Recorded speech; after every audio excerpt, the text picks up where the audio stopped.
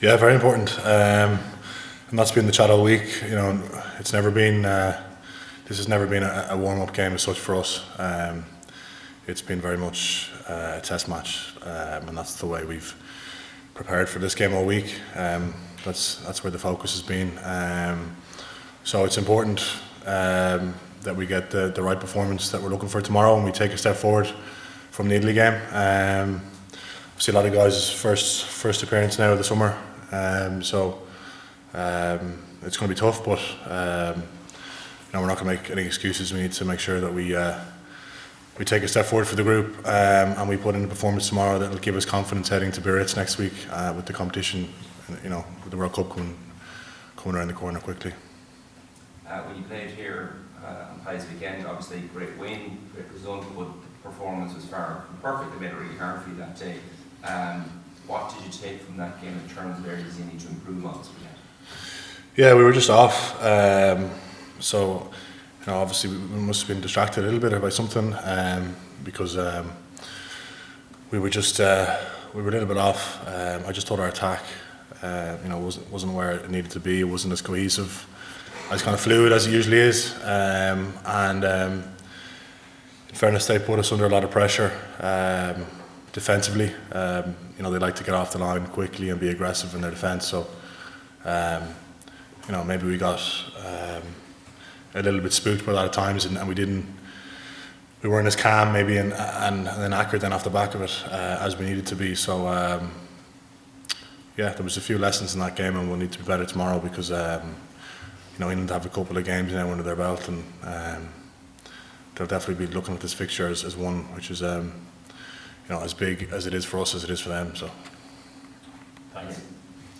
So I just want to ask, you were in Portugal last week, and some of the players' families were out there, and there was Roy Keane and a couple of famous faces knocking around the place. It seemed like an enjoyable camp. How good are this management team at making it an enjoyable place to be? It's going to be a long 2 months going to France.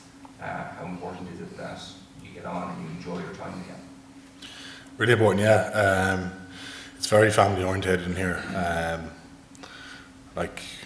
So there was plenty of families and partners and kids over in Portugal, and we got to spend an evening with them on Thursday evening last week, and Faz would push that a lot in terms of getting our families as involved as we can.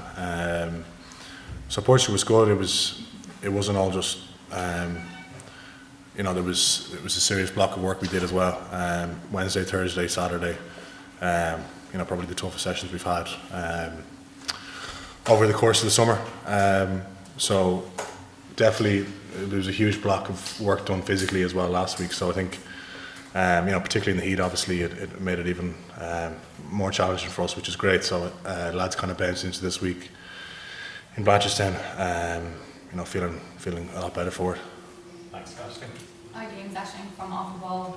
How would you describe the atmosphere at the minute within the camp? Good, yeah. I think there's a bit of nerves heading into this game. As you said, it's the first game for a lot of us over the summer, and playing England at home, there's always a little bit of pressure, and lads are, keen to make a statement with selection and everything coming up. But the atmosphere has been really good all summer. It's been enjoyable, and I think as the World Cup is coming up very soon now, people are starting to get very excited. Does Andy strike that balance well? There's obviously players that are still pushing to make the squad and make the team. Does he strike that balance well, that there's still a good atmosphere even though there's a lot on the line? Yeah, he does, definitely. As we were saying last week, we worked hard, but we had time to relax as well. He gets the balance right, and it's one of his pretty strengths as a coach. He's able to create that environment where people are really switched on, but we also get windows where we can relax and kind of chill out for a bit as well. So that's going to be huge coming into France now. Obviously, spending a lot of time together, a lot more than hopefully than we would even on a summer tour. So making sure lads aren't burning out by being 2 on all the time is going to be important. And also, just one more if that's okay. Keith Earls, he's making his 100 cap. He made his debut back in 2008. He made his debut into 2017. What was it like going from watching him play with Ireland to then being his teammate? Yeah, it's surreal probably at the start, like it was for a lot of the lads, or like it was with a lot of the lads for me. But it is an incredible achievement. Like, he's only the 9th Irish player to reach that milestone, and out of well over 1,000 players that have been capped for Ireland. So it is a very unique achievement, and I think he personifies everything that's great about being an Irish rugby player. He's tough, he's smart, he's such a hard worker, and he's a hugely popular member of the squad. From everyone that's played with him, whether it's the older lads or the younger lads coming in, the lads that don't play anymore. You only ever hear good things being said about him. So it's brave for him that he gets to make his 100th cap hopefully tomorrow at home in Dublin. Thanks. Shane and then Nick. James, how's it going? Shane from RT News. Keith Earls making 100 cap. Keith Prendergast, one of the more inexperienced players, starting at 8. What's he like? What's he been like to pack around? He's been really good all summer. He trains very, very well, and he trains very consistently too. So yeah, I'm excited to see him go. I think his work in the kind of contact is probably a strength of his. Like, he's every time he carries the ball, he seems to punch hard, and he's kind of that sort of tenacious player that you enjoy playing with. So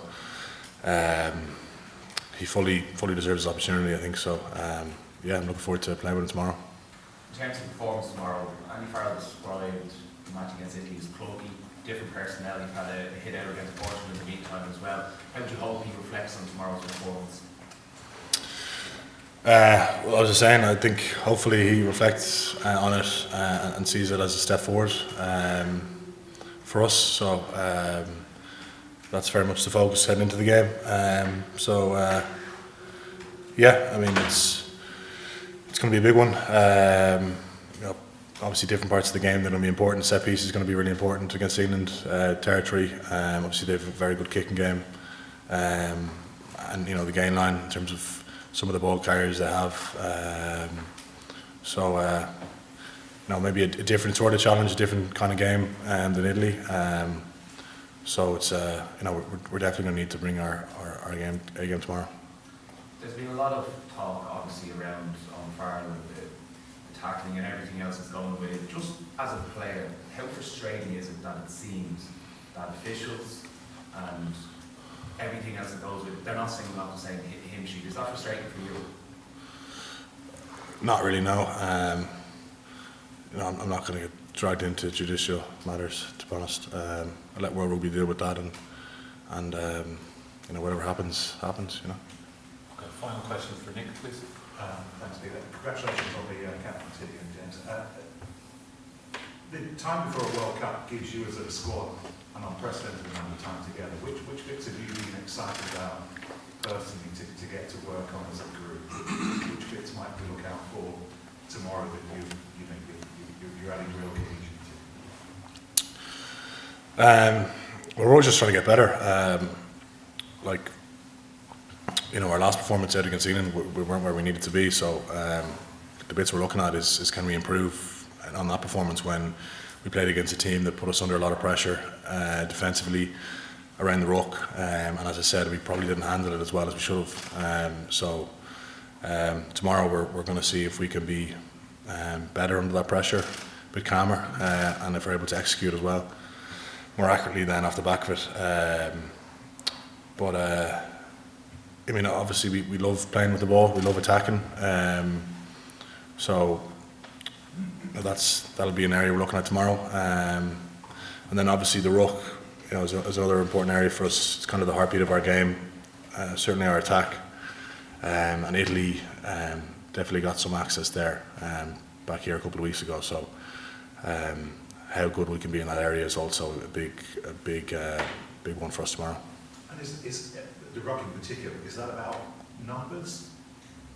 body positions as you go in, ball presentation? What are the things that you're thinking about?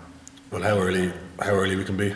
So just that urgency to get there early, and then obviously about numbers, you're always going to need at least 2 at a ruck, if not 3, especially against a team like England that put a huge amount of pressure at the ruck. So our urgency and the numbers we have at the ruck, and then obviously our intent as well is huge.